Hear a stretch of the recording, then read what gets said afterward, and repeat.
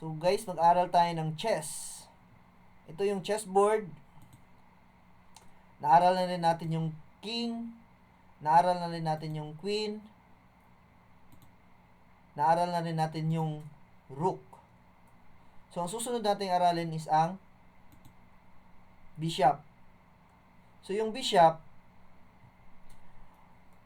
is yung galawan niya lang is diagonal only. Yan. Oops. Diyan. Diyan. Diyan. Tapos yung isang ano mo, isang bishop mo is nasa white, ang isa is nasa black. So ang black din same, diagonal lang din yung galawan. Yan. So yung black na bishop never yan talaga mapunta sa white na bishop.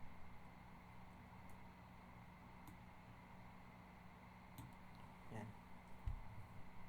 Ito yung forma ng bishop.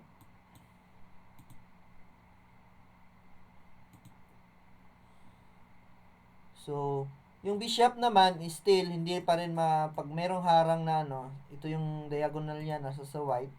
Since merong pawn, tingnan niyo yung available circle niya is yan lang.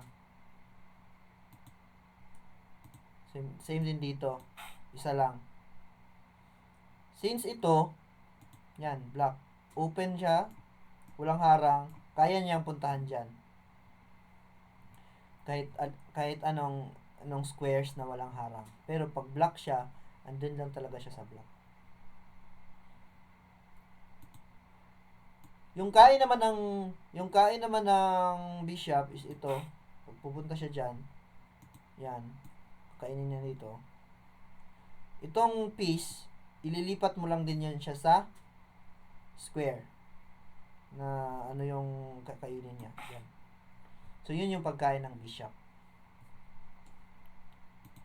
Sa ano naman, sa position naman ng bishop, so, review lang natin, yung king is nandito sa E1, black squares,